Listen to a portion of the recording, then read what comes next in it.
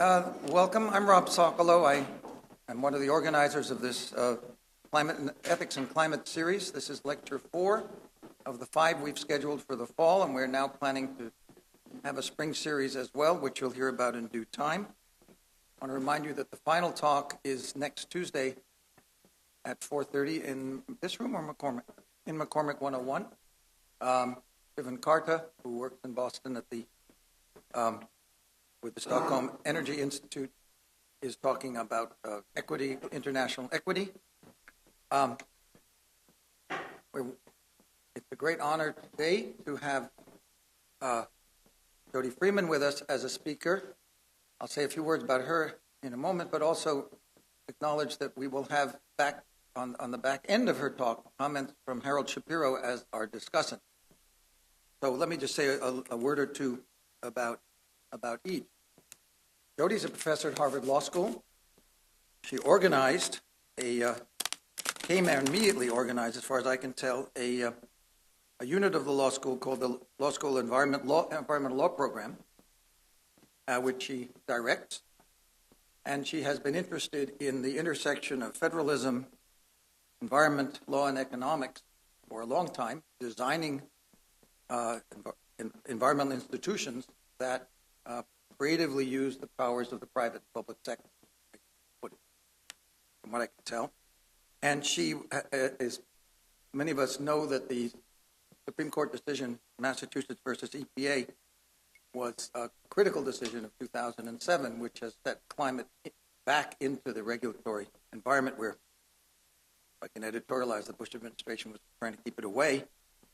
And she contributed, I didn't know that, contributed to that decision-making at the Supreme Court by writing an amicus curiae brief with Madeleine Albright, presumably on the side that the judge ruled in favor of by a 5-4 vote. And she's written up that case for the Supreme Court's own review journal. That is probably enough to say, or I'll end up taking the whole time. Harold Shapiro, most of you know, president of our university for 10 years, now a professor of economics. He was all along. And not all of you know his own direct involvement in the world of science and ethics. He's been deeply involved in biomedical ethics for many, many years, and he chaired the National Bioethics Advisory Committee under President Clinton for a period of time. I'm just delighted that Harold agreed to be the discussant. I think I've said enough, and please welcome Jody Freeman. Thank you.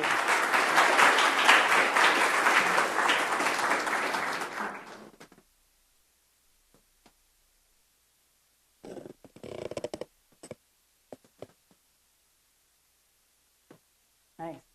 Hi. Hello. Good afternoon.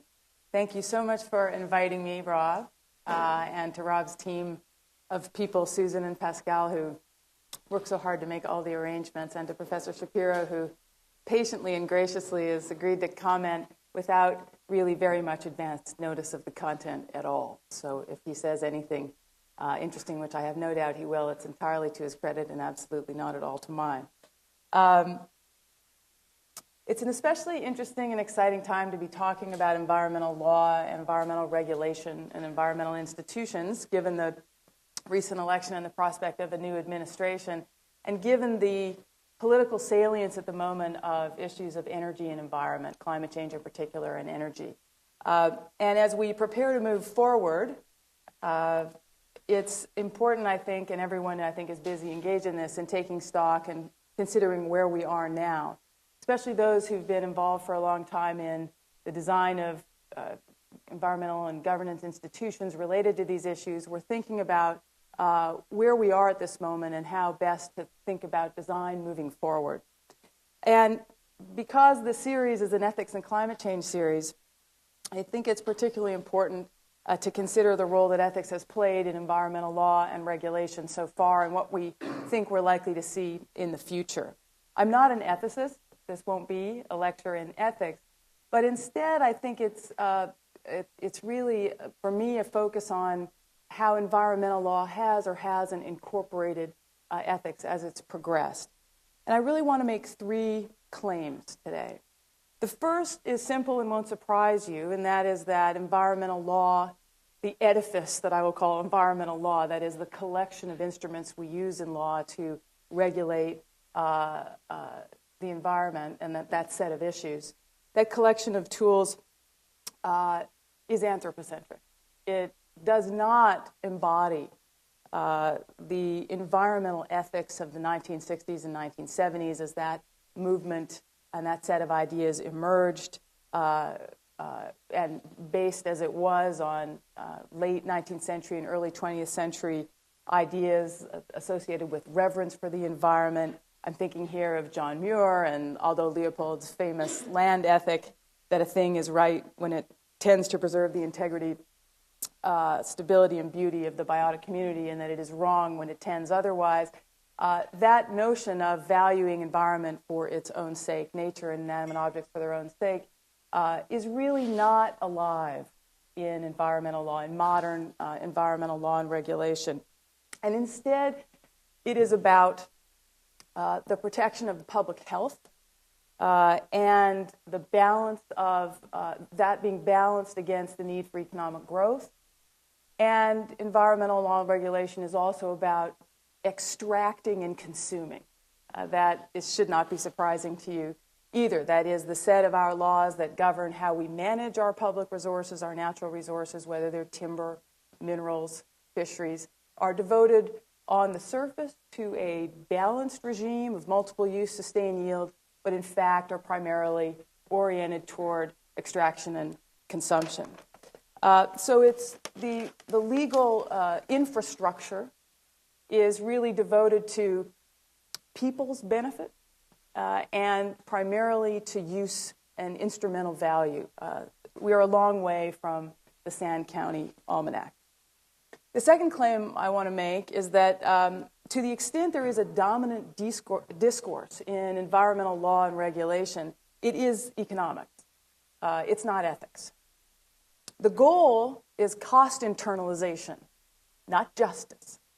And although there are still conversations about moral obligation, ethics, these are, I think it's fair to say, fairly fringe in the mainstream world of environmental law and policy. Environmental statutes, and I'll mention a few examples so you know what I'm talking about, since most of you probably aren't law students or haven't become lawyers yet. Statutes tend to explicitly balance this need for environmental protection against economic growth, and there is a great deal of room for considering costs. So they are not in any sense an ideal version of environmental protection that somehow values nature regardless of what it costs.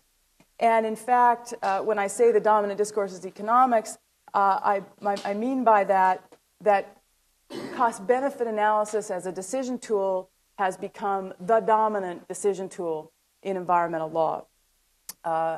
Legal scholars embrace it, courts embrace it, and Congress embraces it.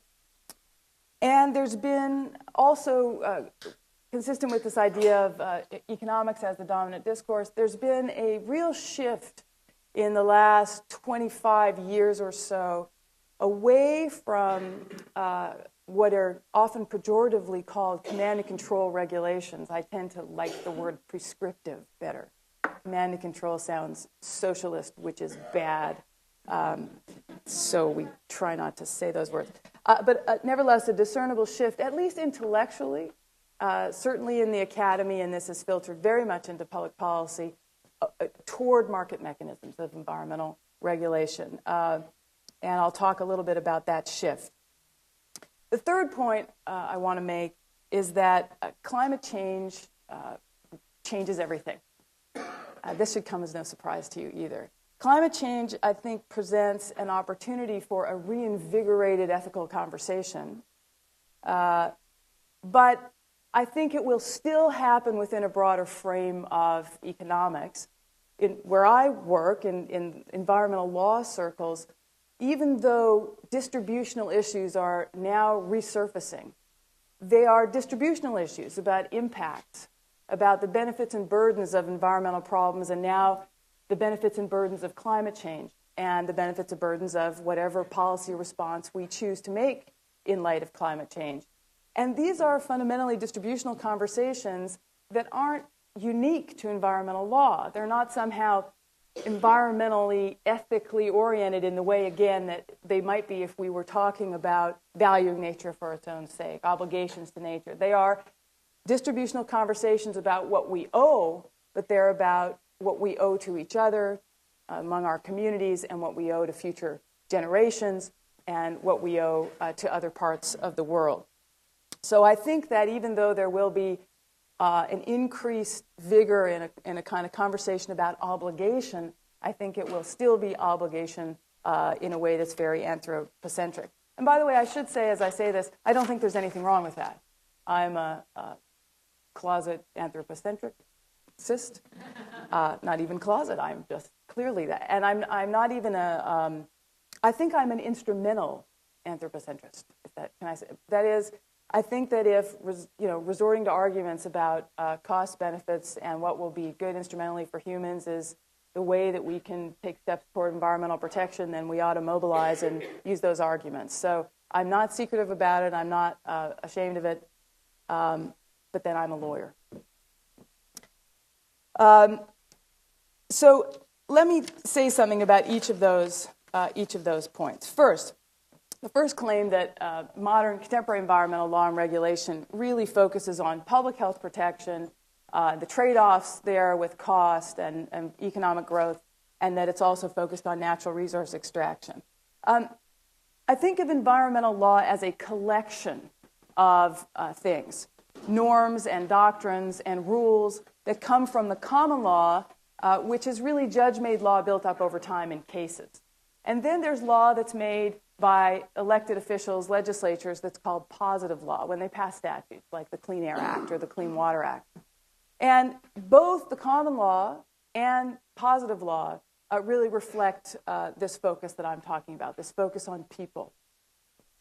For example, traditionally, long before anybody thought to pass a clean air statute or a clean water statute, individuals could sue each other. If your neighbor pollutes your property, you can sue them for damages. And this was part of part of a field of law called tort law, which is basically about individual wrongs that people do to each other. And under this doctrine, called nuisance law, an individual can sue their neighbor for causing harm to property, but it is a property-based complaint. That is, only if one owns property can one sue to argue that somebody has interfered with use and enjoyment. So this property mooring to environmental claims as they emerged in the 18th and 19th century was fundamental to the development of the law. It was never divorced from people's interests. There was no sense that the environment was owed some protection independent of people's property interests. It was all geared to one person interfering with another's rights. When environmental statutes began to be passed, that is positive law, legislatures realizing that they needed to create a more prospective regime that could anticipate and regulate and prevent harm in the first place, rather than just relying on the common law lawsuits under which people would sue each other after the fact for harms done. A very inefficient way to deal with collective action problems and problems of externalities. When legislatures woke up and decided they would actually create a positive legal regime, they passed statutes that you now all have grown up with and that you're familiar with, the Clean Air Act, the Clean Water Act, the hazardous waste laws, and those are the pollution statutes. And then on the other hand, Congress passed all the resource management statutes that you're familiar with. Probably the most famous that you know is the Endangered Species Act, but also FLPMA, the Federal Land Policy Management Act, and the Fisheries Act, known as Magnuson-Stevens, and all the rest. And I just think of that as the suite of environmental and natural resource laws that we currently enjoy. Well, those statutes contain often a lot of hortatory language. I'll read you a couple of examples. In their introductory passages where Congress says what it's trying to do and Congress says what its findings are, there are a lot of wonderfully ambitious things said. And they often, Congress does, refer to things like harmony with nature.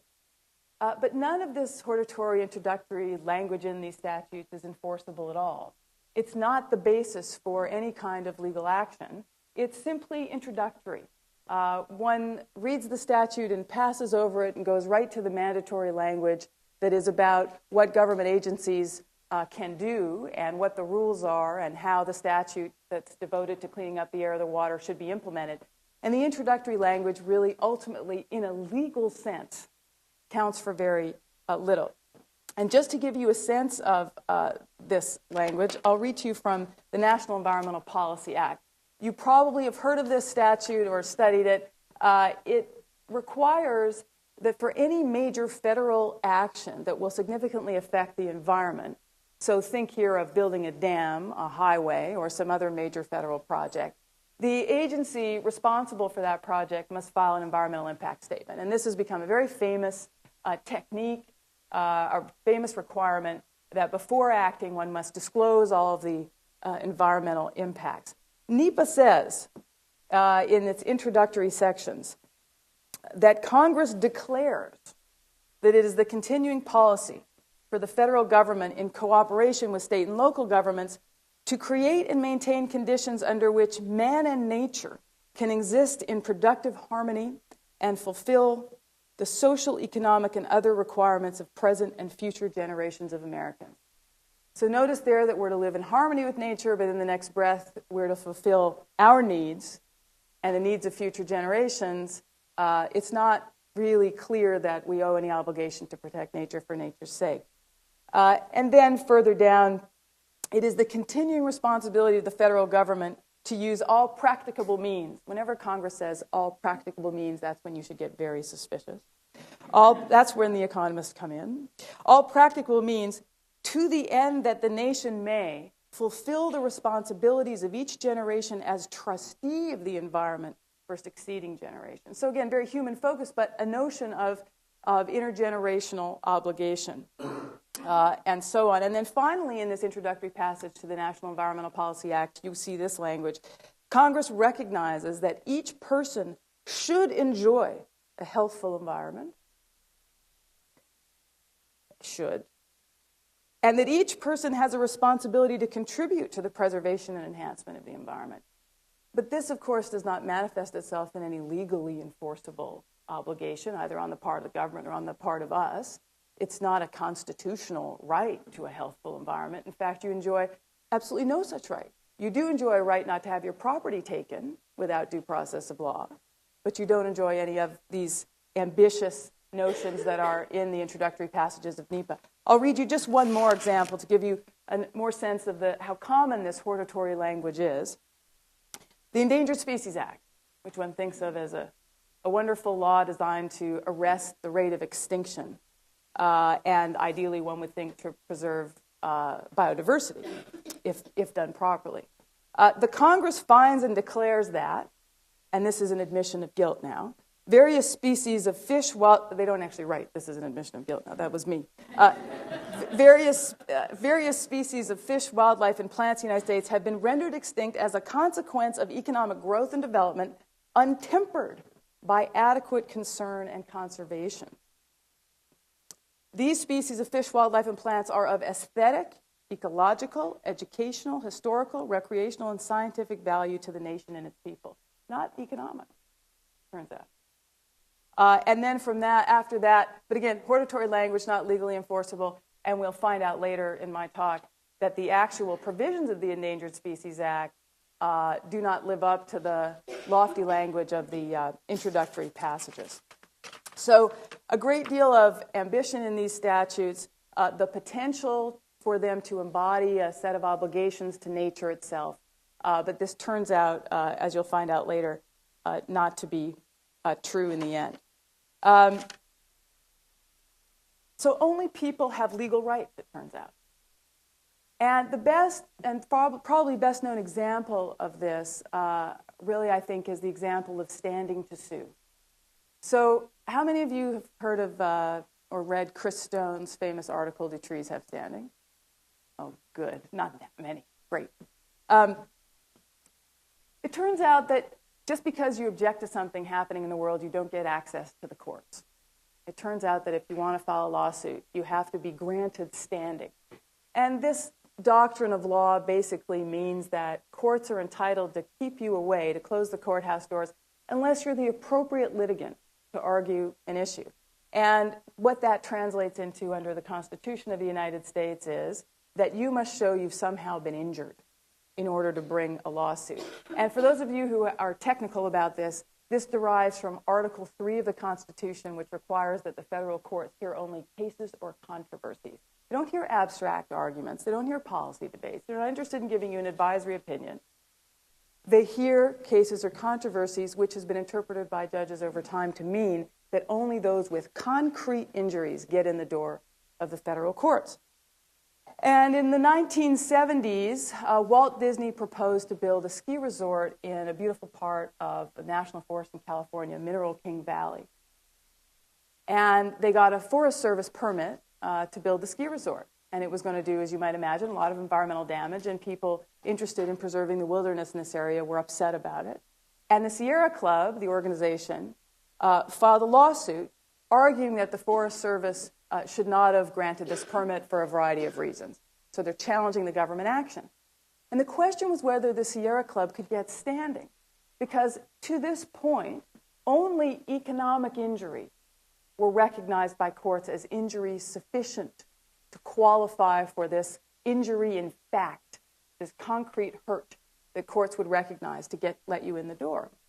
And never before had not being able to hike somewhere, because it's now a ski resort, or not being able to enjoy the natural beauty of this area, never before had that been articulated and recognized legally as an injury sufficient to entitle you to be heard by the federal court. And the Sierra Club argued that its members had been harmed in this way because this development project was going to deprive the members of all of the enjoyment that they had to that point derived from hiking in this area. Now notice two things about this lawsuit. First, it's not Mineral King versus the Forest Service. People have to show they're injured. Individuals have to show they're injured, that they've been deprived of something. Of course, it's because of environmental degradation, but the injury must be to a human in order for them to satisfy the Constitution. And so inanimate objects, nature, has no right of its own to appear in federal court or to be represented in federal court by, say, a trustee. In this case, the argument wasn't that Sierra Club represented the trees. Sierra Club represented its members, and it was the members who were injured. Now, when this case was going up on appeal, an enterprising law professor who became famous doing this, Chris Stone of the University of Southern California, saw that the case would be taken by the Supreme Court and wanted to provide some arguments to sympathetic justices on the Supreme Court that might lead those justices to actually hold that trees had standing and that they didn't need to basically be indirectly represented by people claiming injury. And he wrote this article saying, we treat corporations as legal persons. They have legal status. So why don't we confer upon rivers and trees and stones the same invented legal status and appoint for them trustees, the way we might appoint trustees for minors, for children. There's nothing so crazy about this idea. And it turned out that he attracted the interest of one justice, Justice Douglas, who to this day, although of course no longer on the Supreme Court, is probably the most environmentalist justice we've ever had. Justice Douglas was himself a hiker. He hiked the entire Appalachian Trail. I think it's, am I correct, it's 2,000 miles, something like that. He was devoted. He was also a board member of the Sierra Club before he was elevated to the bench. He was a lifelong hiker and enthusiast. And he wrote a dissent when the case went to the Supreme Court. Chris Stone's idea that trees should have standing didn't attract very many votes. The majority of the court held that the organization can have standing to sue on behalf of its members. They have to satisfy the injury test. And they lost the case, but they won the case. They lost the case because the court said the Sierra Club didn't actually demonstrate injury because they didn't actually file affidavits that proved to us that people actually hike and use this natural resource, and that they would therefore lose something should Walt Disney get to build a ski resort. So it was a kind of technicality. They hadn't done the appropriate thing legally in order to make out their case. But they won the case. This is a watershed case in the sense that the court for the very first time said, by the way, non-economic injuries can be injuries sufficient to get you in the door to be heard. So hiking, aesthetic interests, environmental interests, recreational interests, research interests that aren't economic harms to you satisfy the Constitution's Article 3 case or controversy requirement. And they won in another small way. Justice Douglas wrote a terrific dissent, citing Chris Stone's article, just as Chris Stone had hoped, saying trees should have standing, and why not? And making all of the arguments that Chris Stone had made. So this is a celebrated case in environmental law, even though in the end the Sierra Club actually lost it. My point in telling this long story is just that people have legal rights, as illustrated by the need for people to show they're personally injured in order to challenge government action that harms the environment. And the best current example of this, some of you know about the Navy sonar case. The Supreme Court just this term, just a month ago, heard a case that was a Sierra Club again, the NRDC. Don't credit the wrong environmental NGO with this. The NRDC challenged the Navy's use of sonar in training exercises off the coast of Southern California, arguing that it was harmful to a variety of whales and dolphins and marine mammals, and that those training exercises violated a number of statutes. And you'll just notice in this case, and they lost, by the way, just recently. The Supreme Court decided that they lost, and there would be no injunction against these exercises because national security trumped the interest. Not a dramatic surprise, and I can say more about this case later if you care. But the point is, the case was not Wales versus the Navy. The case was the NRDC versus the Navy. And actually, the only case I've ever come across that actually had the title of an animal or a resource was called Spotted Owl against who? Whoever the head of the Forest Service was at the time. Hodel. Spotted Owl against Hodel, the head of the Forest Service.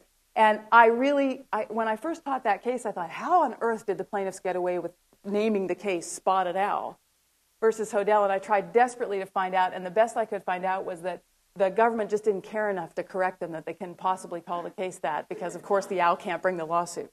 But anyway, a rare example. So only people have legal rights. Second point to make about the collection of laws we rely on to protect the environment. Even assuming, going forward now, that the focus is on individuals, the only people who have rights to sue are individuals, and the purpose is public health protection largely. Clean air, clean water, toxic waste. The goal of these statutes is to protect human health from exposure to dangerous pollutants. Even accepting that, nevertheless, these laws fall dramatically short of their ambitious goals. So if you were to read the statutes on the text of the statute and see what it is they aspire to do, what Congress has actually aspired to do, you would be sorely disappointed to actually go to law school and find out that there is a tremendous amount of what we call regulatory slippage between the statute as passed and the statute that is implemented. And the reason is that many things happen to a statute on the way to implementation. The first thing that happens is that Congress drafts the statute and makes lots of compromises and deals in order to get it passed. And for a variety of reasons, for a variety of reasons, including they can't agree, 535 members can't agree on a single purpose for the statute, or because they want to pass the buck and not actually pass anything specific enough to get them in trouble back in their district, or because they don't actually know the answer because they don't have enough scientific information, they're not expert enough. For any one of these reasons, Congress may leave various provisions quite ambiguous and actually delegate the filling in of the details down to the agency that gets the power to implement the law, in many cases EPA or the Department of Interior when it comes to environmental and natural resource laws. And what that means is, delivered into their lap, if you work at EPA or DOI, is a set of sometimes quite broad prescriptions to do things that are good for the public health, but with absolutely zero indication of what the trade-offs ought to be, how much economics should count, when it should count. And there's a general lack of precision and guidance from Congress. Not always true, and I can give you some examples of precision, but generally speaking, there is a lot of ambiguity and room for interpretation left to the agency. And then the agency has to go through the process of translating these quite broad statutory mandates that say things like, make sure you set air standards requisite to protect the public health with an adequate margin of safety. They fill in the details by promulgating or publishing regulations that further specify what that obligation means. Now, this is the agency telling you what they think the statute means. And then they translate that further into policy guidance documents and other published materials that basically tell folks out in the world, the regulated entities, the firms, what they can expect by way of limits on their emissions and what they have to do to get a permit. And then they negotiate with the entities what the permits are going to contain and what it's really going to cost them. And all of this happens by the federal government delegating a huge percentage of this activity to the states, who delegate it further often to local entities. And by the time the statute that was so ambitious is translated into an implementable set of regulations that actually hits the ground and affects regulated entities, it's been a heavily negotiated set of requirements. And then at the end, enforcement and monitoring may be entirely lacking. So what you see on the ground when you have an environmental law translated into action is something that can be quite different and not nearly as environmentally protective as the statute might have made it sound at the outset. And I want to give you just two examples of this so you trust me and believe me that this is true. The Clean Water Act says on its face, and still says this to this day, that the waters of the U.S., there shall be no discharge of pollutants. Get this now. There shall be no discharge of pollutants into the navigable waters of the U.S. by 1983.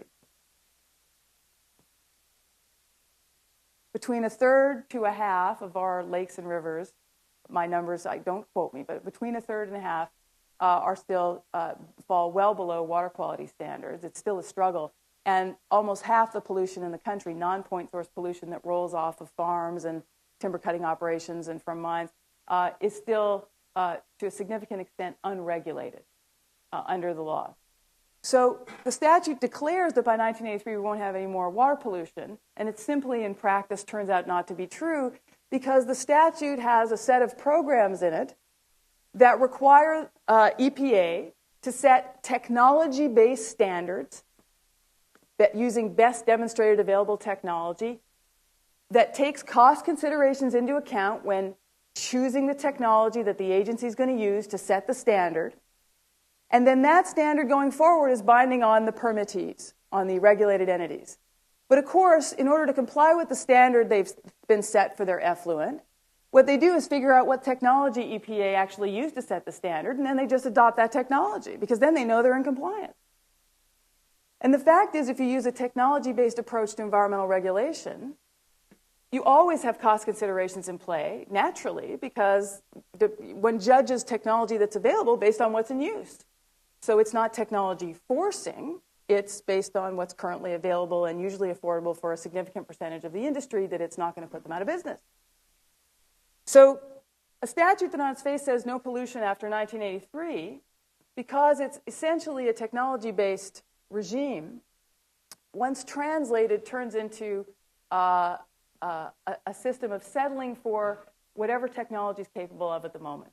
I'm oversimplifying, but this is a genuine and real critique of a technology-based approach to pollution. Not that it's wrong, because if one doesn't consider the economic capacity of industry, one could put industry out of business, okay? Not that it's wrong, just that this is how it works. If you think about environmental problems, it's not like, we say this in law schools, it's not like criminal law, where the underlying activity is heinous, and you just want to make sure it doesn't happen, rape and murder. So the state bans it, right, upon criminal penalty. Here, the underlying activity is economically productive. You don't want to ban it. Some of you may want to ban it. But for the most part, we don't want to return to an agrarian society and ban productive economic activity. And so then you have to create a regulatory infrastructure that's capable of allowing for some degree of economic growth, whatever that might be, while also accomplishing the goals of environmental protection, making sure you have clean air to breathe and clean water to drink and aren't exposed to toxic wastes, and that we don't cut too many trees down so they can't regenerate, and we don't destroy our fish stocks, and make sure they're sustainable. So that's the challenge. Another example two quick other examples of statutes falling short in practice from the ambitious language you might read if you were just to read the text. The Endangered Species Act has a provision in it, Section 7, that is called the no jeopardy provision. And it's actually quite striking when you read it. It says that federal agencies have to consult with the Fish and Wildlife Service in the Department of Interior. Those are the fish and critter guys in the Department of Interior. They're the good guys. The rest of the Department of Interior is scary.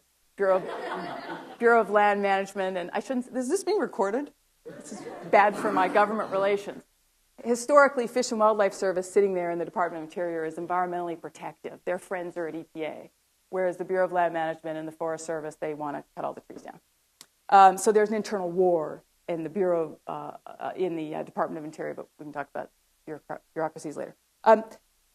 This statute says that all agencies of the federal government should have to consult with the Fish and Wildlife Service to ensure that any project that they authorize or fund or support. So again, think of dams, think of highways, think of big infrastructure projects that federal agencies either pay for or authorize or are part of together with states and private sector.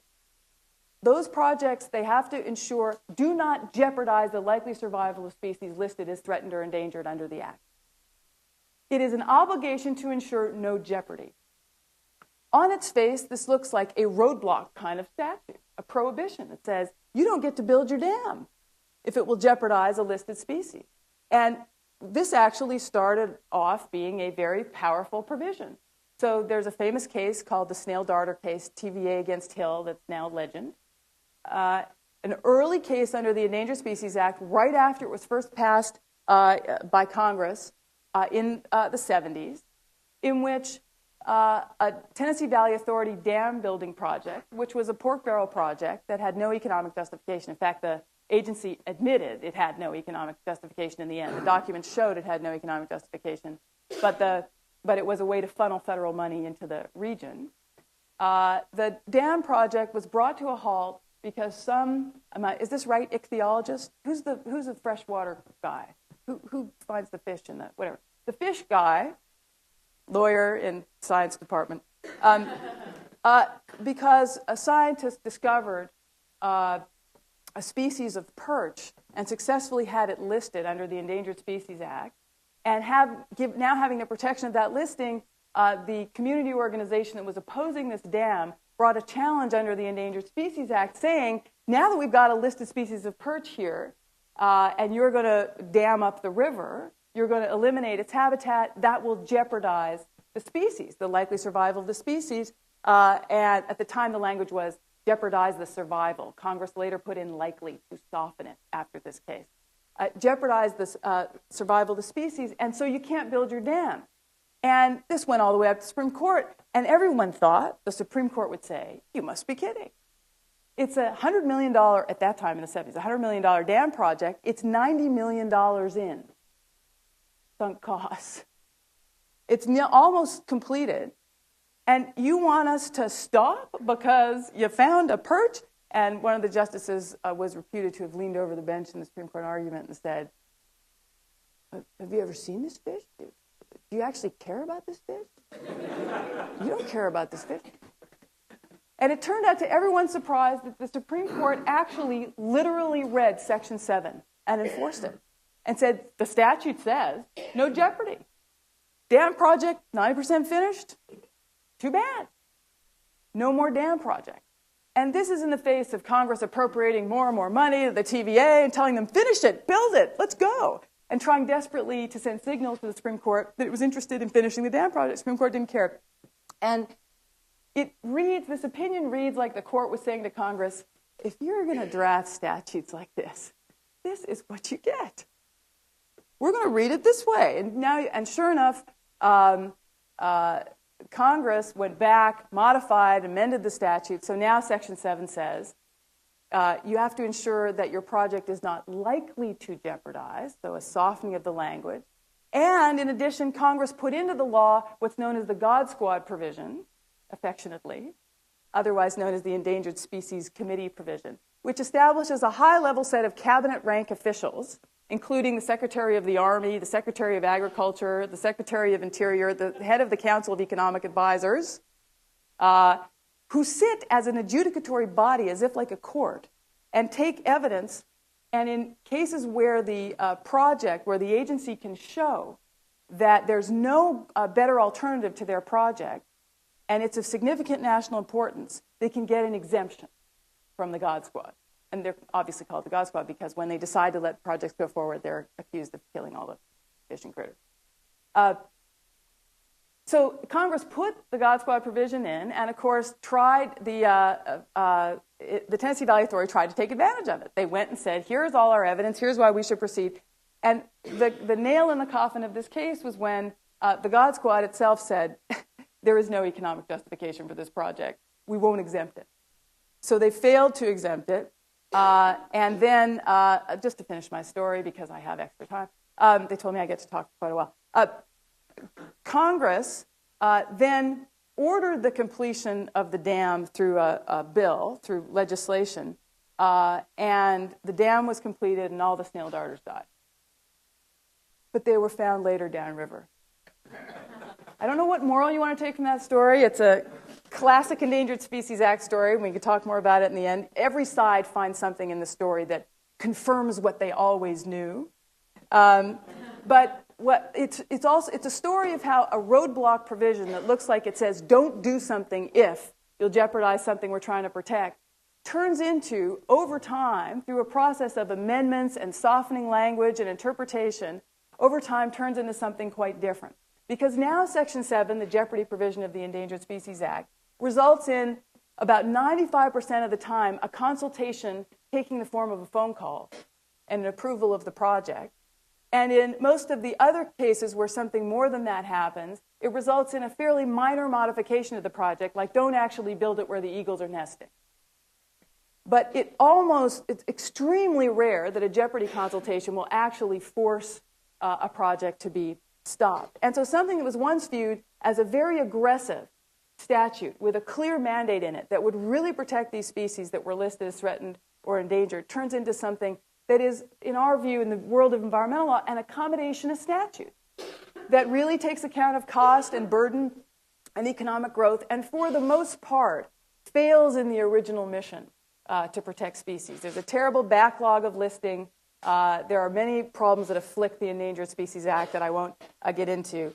But it's an example of something that you may think is a quite environmentally protective or natural resource protective statute that turns out in practice not to be. And last but not least, NEPA, back to National Environmental Policy Act, my statute that says for any major federal action that will significantly affect the environment, the agency has to file an environmental impact statement, a disclosure. When this statute was passed, this is an iconic law.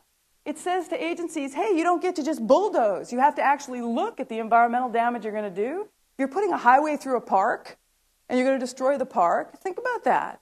Disclose the environmental harms. You have to consider alternatives. So they have to sit and say, could we go around the park? Will that cost more? Yes, it'll cost more. Well, how much more? And it was thought that this statute, when it was passed in 1970, late 1969, that it would be a statute that might prevent agencies from actually engaging in the most environmentally destructive projects. That they might have to tailor their projects and rethink their infrastructure design so that they would have less of an impact. And it turned out, I'm now short-circuiting about 3 weeks of my environmental law course, but it turned out that the way courts interpreted the obligation to file an environmental impact statement was to require that it be filed. Not that it make any difference. It is a procedural statute only. The agency can file an environmental impact statement that says, here's all the environmental harm we're going to do at building the ski resort. It's going to wipe out the whole mule deer herd. They're all going to die. And the Supreme Court will say, check. Thank you very much. Off you go. So a statute that people thought might have some substantive bite and would force agencies to change what they were doing turns out to be quite limited. It's not that it's good for nothing, and I can again say what it's good for. It's democracy forcing. It creates a leverage for environmental groups. It does a lot of things. But it doesn't do what we thought it might do originally, which is actually present an obstacle to a government project. So all of this is just my first point, which is to say the focus of environmental law and regulation is on public health, natural resource extraction, and on humans. There is a great deal of slippage from the ambitious goals of these statutes compared to how they really work in practice. And now let me just say a few words about the second point, which is to the extent that there is a dominant discourse in law, it's economics and not ethics. Most of these laws I'm talking about seek to balance environmental protection and economic growth, as I've said. And as I've said, the backbone of these statutes tends to be technology-based approaches to regulation. There's a range of standards in the Clean Air Act and the Clean Water Act, from best demonstrated available technology to best practicable technology to most achievable control technology to lowest achievable emission rate. There are wonderful acronyms in these statutes that are meant to capture a kind of sliding scale of technology-based limits on the pollution you can put out into the world. And what they really represent is a different degree of cost consideration. So where cost plays a very powerful role, the technology-based standard will be lower and more permissive. Where cost plays a minimal role, where Congress has said it should be considered but shouldn't be determinative, then the standard will be tougher and more demanding. But in all of these laws, if you look carefully, you see a tremendously important role for cost considerations. And even where statutes don't explicitly embrace cost consideration, even where they don't explicitly say something like cost-benefit analysis should be used, once in a while they actually explicitly embrace cost-benefit analysis as the decision-making method. Even if it doesn't say any of this in these laws, cost-benefit analysis is a fixture of environmental regulation because there have been executive orders starting with President Reagan and continuing to this day through the Clinton administration, through the Bush administration, that require the Office of Management and Budget to insist on a cost-benefit analysis for all major regulations. So all environmental regulations, health protective regulations, must go through a cost-benefit analysis that's submitted to the OMB. So this is a centralized mechanism, the use of cost-benefit analysis, to discipline agency decision-making, and it has most dramatically affected the environmental and public health agencies. And as scholars have shown, this isn't just me talking, Revesz and Bagley wrote a piece about this, Ricky Revesz at NYU, documenting how OMB, regardless of what party's in control of the White House, uses cost-benefit analysis as a one-way anti-regulatory ratchet. That is, they tend to check out the cost-benefit analyses and then say it's too expensive and send the regulation back to the agency. So all I'm saying is that cost-benefit is a built-in feature of environmental regulation, whether it's in the statutes themselves or whether it comes in the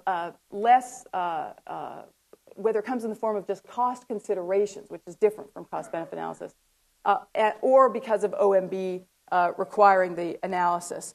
And there are a lot of critiques of CBA, of cost-benefit analysis, of which you're probably well aware. And I'm not an economist. I always, before I say anything negative about cost-benefit analysis, as a decision tool, I say things like, some of my best friends are economists.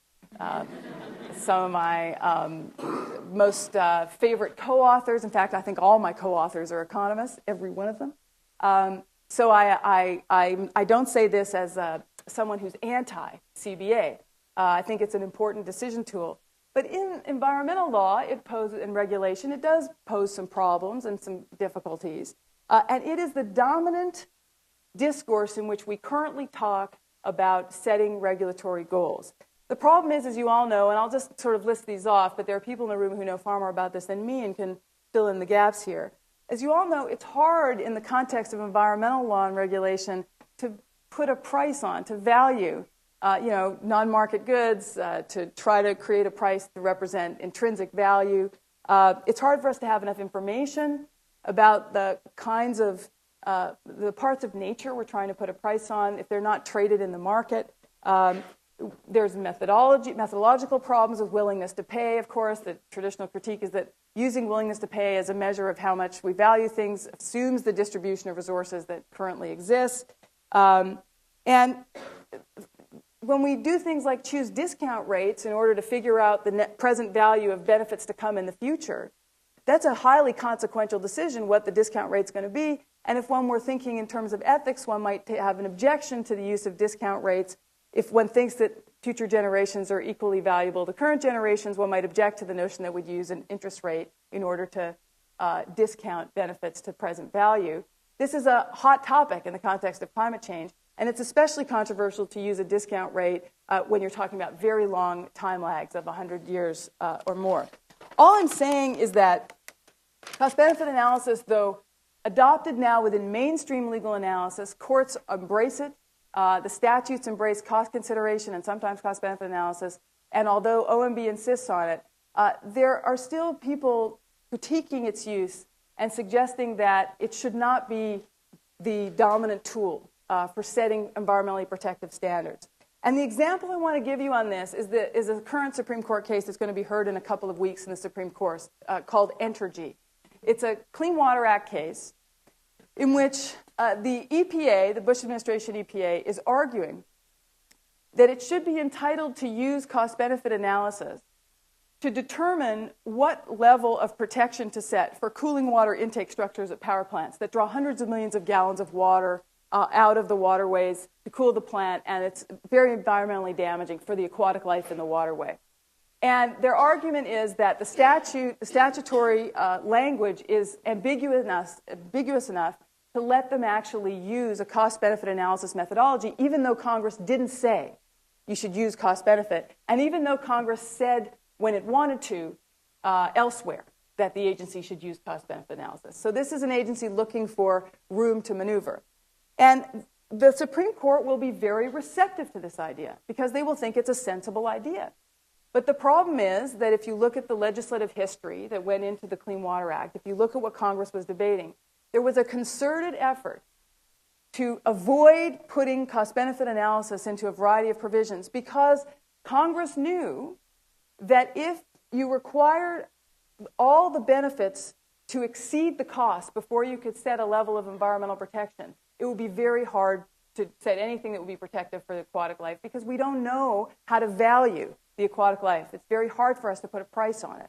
And so we suffer from an inability to do this. Now, it's not that economists aren't sophisticated and there's contingent valuation and a variety of methodologies, but the argument from the lawyers is that if you allow the agency to do a cost-benefit analysis, they will decide to lower the protections that they would otherwise put in place to make sure that cooling water intake structures don't destroy the aquatic environment, and that Congress sought to deny them that authority.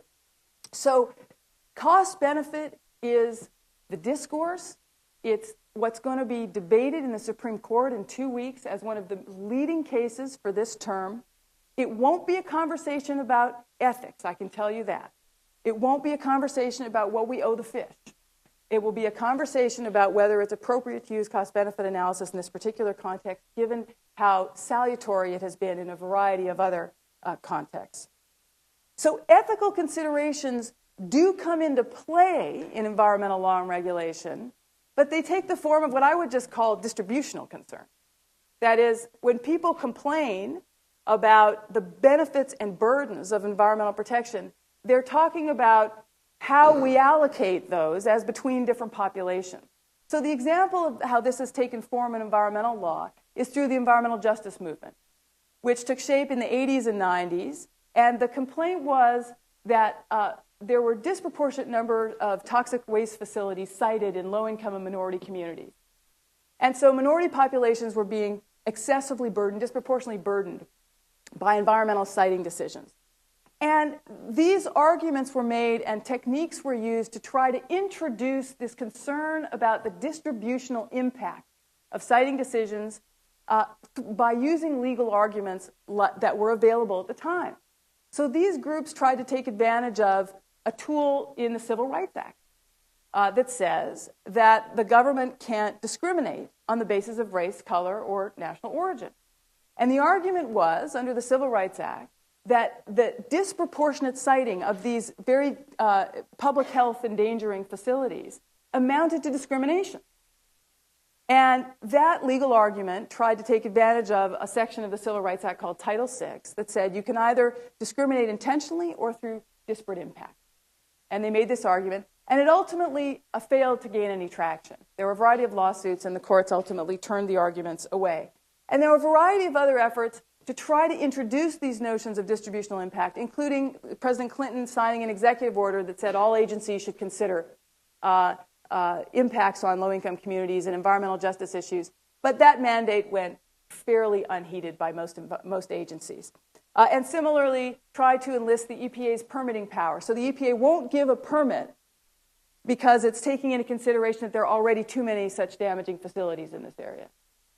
Didn't work. The agency never used its permitting power to incorporate environmental justice concerns. So what I'm trying to tell you is that these concerns about justice, about distribution, about disproportionate impact really have been marginalized in the last 40 years of environmental law and regulation. And when they are introduced, they aren't introduced into the main environmental statute. Not a single environmental law that I can think of, a federal environmental law, actually contains an explicit provision saying there must be a consideration of the distributional impacts of this statute. We need to equalize who benefits and who's harmed from environmental degradation. So it's not part of the mainstream discourse. The last point here is that there's been a very important shift, as I said, from command and control or prescriptive approaches of environmental regulation to market mechanisms. And I've thought and written about this quite a bit. The idea is that instead of what people think of as a one-size-fits-all set of requirements that you impose on firms in order to reduce their air pollution or their water pollution, let's say, you create an overall cap, you allocate rights or permits, and you allow trading beneath it. So the people who can reduce the cheapest do so and sell their excess entitlements or their excess allocation to those who have a harder time reducing. And this is a more efficient way to get the overall reduction you were looking for anyway. So the cap and trade approach that you now hear about in the context of climate change was first tried in a major way in the Clean Air Act amendments of 1990 when the first President Bush went to bat for, and his administration supported the idea of creating a trading regime for sulfur dioxide to deal with the problem of acid rain. And this has been viewed as a dramatic success, considered about 99% successful or 95% successful. And the idea was set an overall national cap on sulfur dioxide emissions, give all the power plants and emitters of sulfur dioxide a certain amount of permits, and have them buy and sell beneath the cap. And then over time ratchet down the cap so you'd have a total reduction in volume. And that has been wildly successful. And that is the basis for now the claim that we ought to adopt this kind of methodology, this kind of regulatory tool in the context of climate change. And there are a variety of other experiments, mostly in the context of air pollution, because it's so amenable, people think, to cap and trade, but also in the context of water pollution and watersheds, and a real proliferation of market ideas, wetlands mitigation, banking. There are a number of experiments with market mechanisms. It's not that the backbone of environmental laws disappeared, the backbone being technology-based standards. Still there, it's the heart of most of the statutes. But there is a strong preference. The default tool of choice at the moment is to use market mechanisms wherever possible. And whatever ethical conversation exists, that is the conversation now I'm talking about the distributional burdens, arises now in the context of market mechanisms. So now what the environmental justice community complains of, and when I say complaint, I don't in any way mean to be pejorative. These are totally legitimate concerns. What I mean, that's just, lawyers sometimes say complaint because we file complaint. The objection now is that market trading of pollution can result in hotspots, that is concentrations, when one facility buys up all the excess permits because it's an old facility, it's having trouble, it's expensive to retrofit, so they buy up all the permits so they can keep polluting. And the environmental justice argument says those facilities are disproportionately sited in low-income communities of color, and so trading is inherently discriminatory. All right, markets are discriminatory. And there's also an objection to the idea that you even create rights to pollute in the first place. We're a long way from the Sand County Almanac when we're talking about affirmatively allocating rights to pollute and embracing the idea that they're worth something. We are pricing it. Now, from an economist's perspective, this is the solution. Price it, right? Environmental health had never been a valuable commodity because we didn't have a price on it. We didn't charge people for degrading it. If you actually make CO2 cost something, you're internalizing the externality. So this is a benefit. So from the economist's point of view, this is all to the good, right? From somebody coming from a different point of view, from an environmental justice point of view, you have to be aware of how the market system is designed because it can have these unintended consequences of creating hotspots. Now, that's not necessarily such a problem with CO2, with climate change, which I'll talk about in a second, simply because the problem that CO2, the damage it does is in the atmosphere, and so it's not a ground level problem that can be concentrated in hotspots, but it turns out that CO2 emissions have co-pollutants that go with them that have ground level effects. So if you have a firm buying up if a power plant buys up excess rights to produce greenhouse gases, it also, by the way, is necessarily going to produce more of the co-pollutants, and so you still can have a toxic or a hotspot effect, and that's what people are complaining about in the current context. And now my last point. How am I doing? Do I have enough time for my last point? Climate change. And in questions, I'm happy to talk more about this. Climate change presents an opportunity to reinvigorate, as I say, this distributional conversation that is not about nature, but about what we owe each other as communities and what we owe future generations.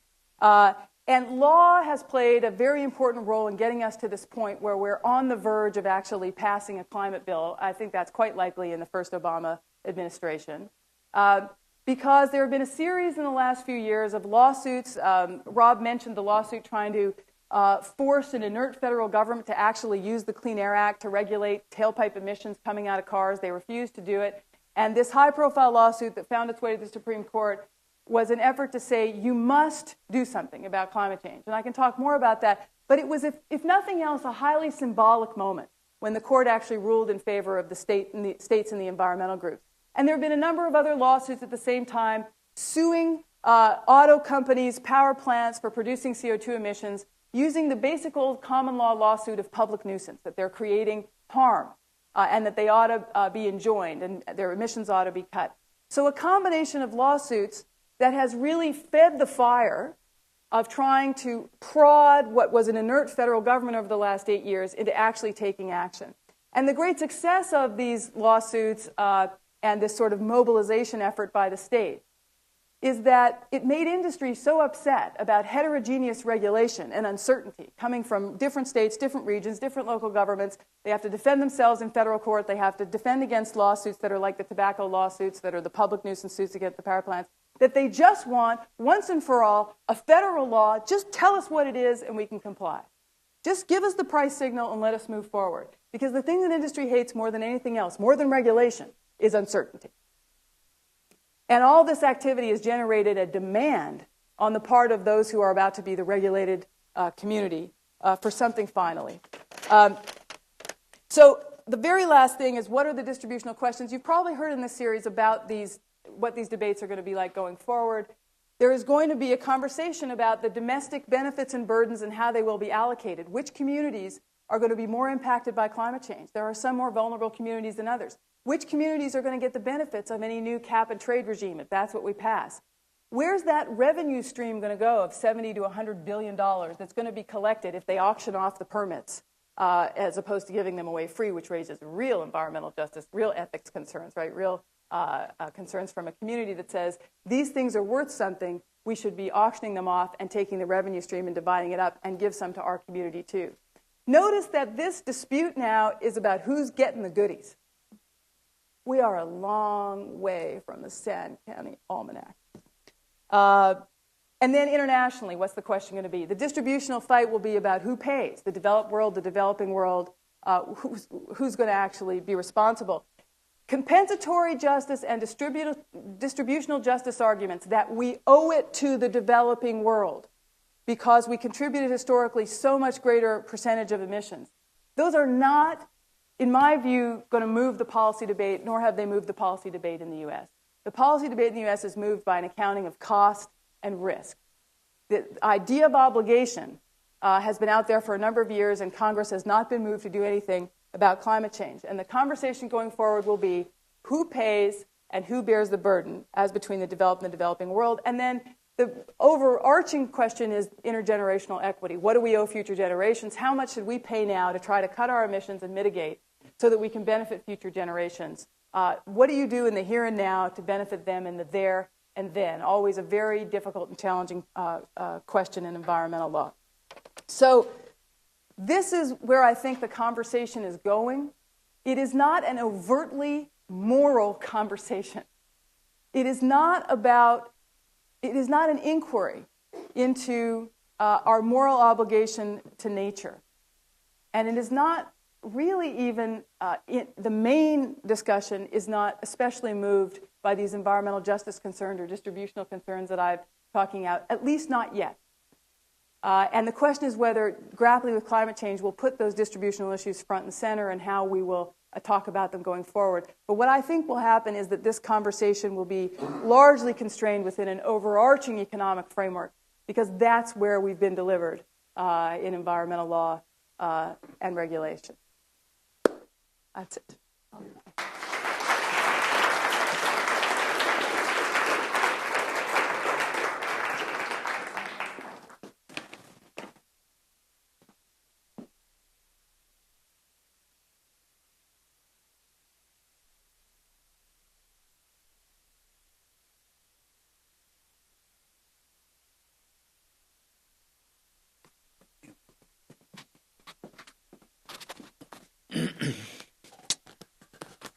Well, thank you very much for both very thoughtful, very engaging presentation. The first thing that I've noticed, actually, is that, at least from the economics point of view, you certainly are on to all the issues. They're obviously very much on your mind. This doesn't seem to clip on very well. People can hear me all right? Okay. Well, let me say a number of things. First of all, to Rob for my introduction, I take it as a great sign of your approval of my administration here at the university, the fact that you thought it was only 10 years and it was really 14. So if I made the timelines faster, this is very unusual. Usually it's the other way around. You know, some of you served 10, they feel you've served 20. And so thank you very much for that. But for Professor Freeman, it was very, very interesting. I really enjoyed the presentation very much. And from what I can put together, and I hope I was able to assimilate everything that you said, or the important things you said, I certainly agree with you regarding your characterization of environmental law, what's primarily focused on public health, resource management, and so on, resource management and use, focus on people. Gradually, cost-benefit seems to come into it, and there's various issues with cost-benefit, which you're certainly well aware of, but I want to come back to. And then the question of whether climate, the upcoming concerns of climate, are really going to change this, and in fact, we will have an overtly moral arguments in front of us. If we do achieve that state, which I hope we will, it will be the first time on an important public issue, as far as I can tell, that we had overt moral arguments that really managed to stand up. But let me come back to that later. One of the implications of what Professor Freeman said is that regulations, courts, agencies, and executive orders really matter. And in fact, they really matter on the controversial issue. Because, as I think you implied or may have pointed out, that on controversial issues, Congress is very often paralyzed. And environment is certainly not the first or the last of those in which Congress is really paralyzed on what is essentially controversial moral issues. Just to take the most polarizing case in probably our national politics, the pro-life, pro-choice debate, or anything that relates to that. Congress is really paralyzed, but there's many other examples where Congress and the just unable to act, leaving the courts to act, or executive orders to act. If you think of the case of affirmative action, which is controversial in Congress, it's actually the whole set of affirmative action requirements really came from a series of executive orders, starting with President Nixon and moving on down through many other presidents. And so the fact that agencies, which may be captured by the people they're supposed to regulate, which is another kind of second order on this, agencies, regulations, and things matter, I think is quite correct. And the courts really matter. The courts are often left with controversial issues to settle, and people are very innovative, as some of the cases you gave us today indicate, of how one can take existing laws and manage to make a case out of them. Where the cases really weren't anticipated, you might get a receptive Supreme Court or federal courts otherwise. And while this hortatory language doesn't count for much, you're quite right about that, and often disappoints people, over time courts can grab onto that eventually. And so this is not entirely empty, even though it seems empty at the moment. I quite agree with what you said. It's not entirely empty of possibilities, because if courts are interpreting the intent of Congress, at least as I understand it, and I certainly don't understand it at the level that you do, they can, at some time unpredictable in the future, may take some advantage of this accumulated language and say they have an intent of Congress here, and at least that can happen. So it's not entirely out of the question. Now, I do want to, I'm not, of course, an environmental law expert or an expert in environmental ethics either. But I went so far, since you, Professor Freeman, was coming here, I did read one of your articles. Yes, I read one. And it's even related in some way to what you talked about. And not in some way, in an important way. There is an article with the title, Time and Form of Federal Regulation in the Case of Climate Change, which I think appeared in the University of Pennsylvania Law Review in 2007, so a year and a half ago. And I really want to recommend it to you because one particular aspect of it, which I think might account for something in the environmental area, and certainly it's laid out in this, is the importance of the states in initiating regulation, making industry uncertain, which you mentioned today, and therefore industry all of a sudden wants regulation. It's really a very, very thoughtful article, and for those of you interested in how the activity of the states might actually have some real impact, and in some unexpected ways, I really recommend this article, which I think you wrote with Professor DeShazo. I can't remember. Is he an economist? Yeah. Since you claimed all your co-authors were economists. I really want to recommend that to you. Now, how many of you here remember Oscar Wilde's definition of a cynic? Anybody remember that? A cynic is someone who knows the price of everything and the value of nothing. Okay, that was Oscar Wilde. As far as I know, the first economist to pick up that was Bob Solow, who suggested maybe it applies to economists who know the price of everything and the value of nothing. And I think that there is a certain truth to that, and even economists, I think, recognize the truth of that, because a central part of economics, especially economic theory, that was really well worked out over time, ignores distributional issues and focuses on efficiency issues. So the great bulk of the literature in economics and the great bulk of what we teach in our economics course is really focused on efficiency issues. It's not that economists don't understand that distributional issues are very important. It's just that distributional issues are very tough to deal with, and they have not developed over time satisfactory models to sort of really work on this problem the way they have on working with the efficiency problem. But I really think economists recognize this quite well. And in fact, there's a book which I think doesn't get enough attention. It was put out by Resources for the Future in 1999. It's a collection of articles by economists focused on the discount rate, which, as you pointed out later in your remarks, this is a huge issue. And it's one of the books which is all focused on a technical issue. You know, should the distribution rate, should the rate be linear in time, should it be constant over time, should it have hyperbolic discounting, and so on. But it's one of the few examples of economists really recognizing the limits of the approach of using discount rates and raising the equity and philosophical issues that might be involved.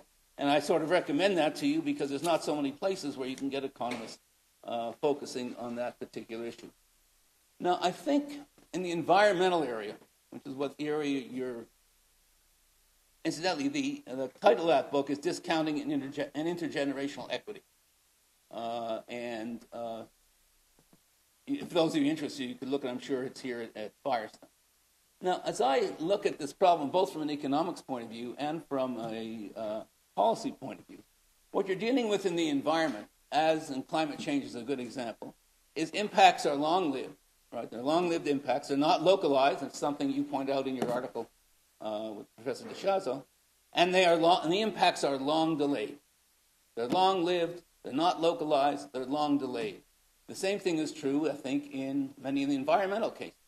Those are very, very difficult situations for policymakers to deal with, in part because it's so difficult to mobilize public support for it.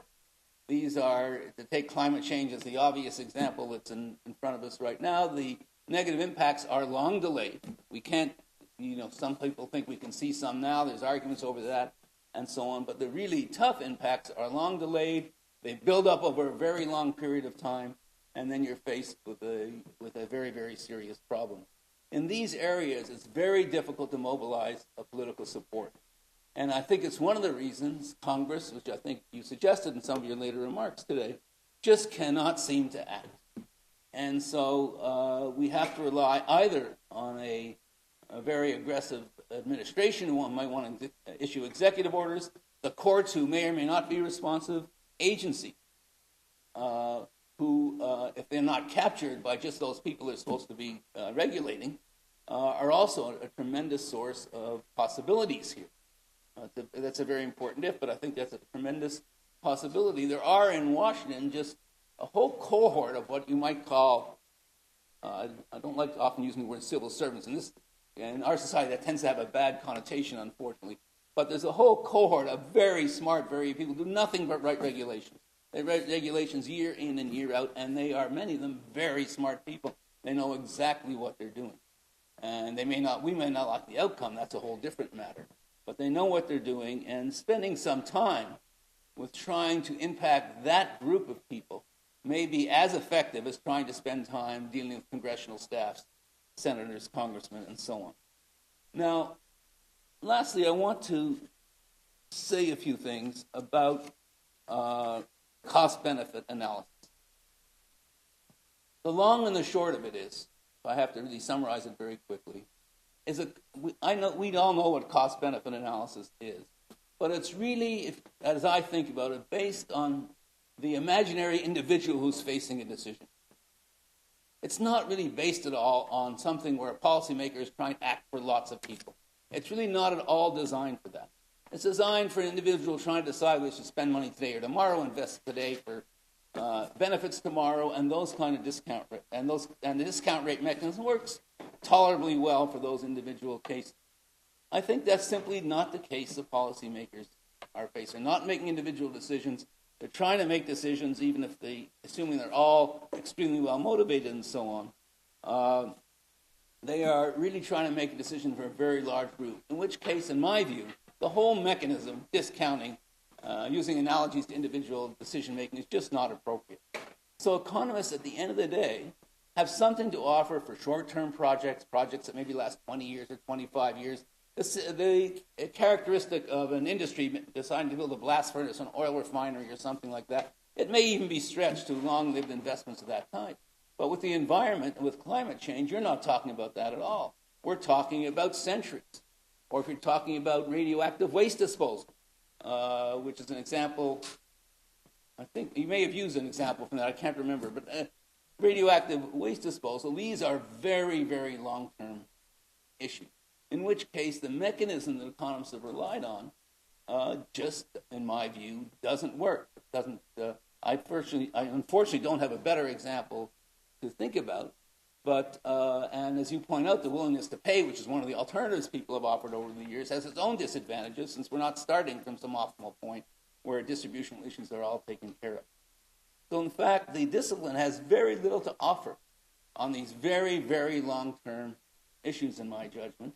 And therefore, we can do the best we can for issues which are short-term, but for the environmental issues and climate issues, is one of them, I think, it's just not appropriate. Finally, let me say a word about concerns for nature. I think I share with everyone else concerns for nature. We don't like to see things disappear. On the other hand, reverence for the status quo is not necessarily a very desirable characteristic either.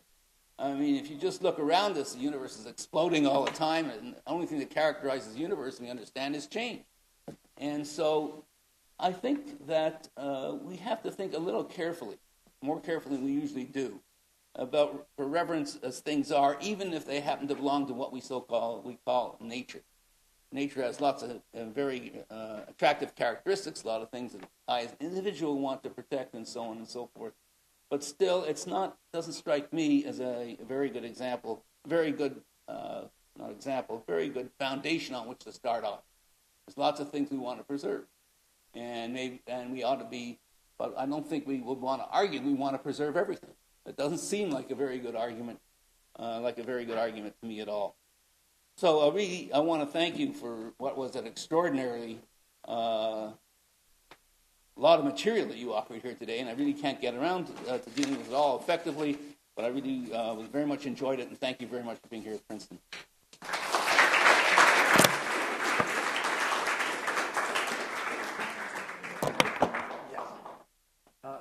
I wish we had 4 hours.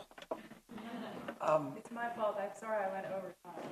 It was brilliant, and it was a brilliant retort. And no, I certainly think we have time for a few questions. But you want to make your own response to what Harold said? Why don't we Okay. take a couple questions From the audience, we have a few minutes.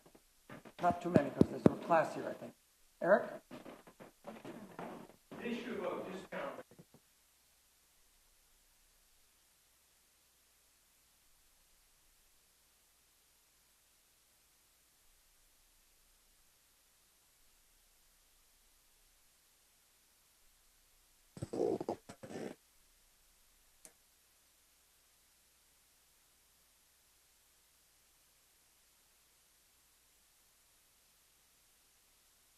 About proposing a negative discount rate? No, because I live in the real world. No, but seriously, in the real world of policy. Yeah.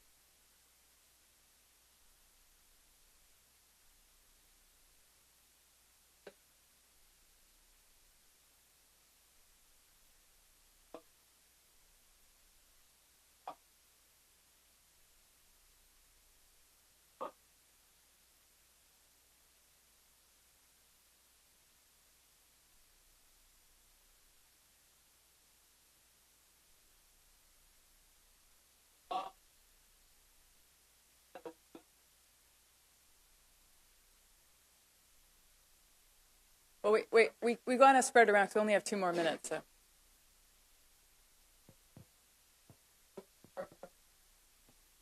I'm from Sweden, and often when I look at environmental law here, I don't really recognize myself and the discussions. And I wonder, how much do you think is, how important do you think the traditional law system here is, like the Anglo-Saxon law, in the basic perception of ownership and the society has to do with how the environmental law works here compared to Europe? Well, that could be a very long answer, but the short answer is, of course, it's all culturally determined and bound. And so the legal system is a function of the Constitution, which is going to be different compared to whether you have a Constitution or another similar document. And I actually don't know how the Swedish legal system works. But, of course, it's a product of what we've chosen to protect initially and entrench in a Constitution. And then it's a function of cultural and political attitudes about how law should be enforced and implemented. So I always am careful to say that our approach to environmental law and regulation is deeply culturally contingent. And I think if you look around the world, if you compare us to Europe and compare us to even Mexico, I mean, the idea about what's possible politically here is quite different from what's possible in other parts of the world.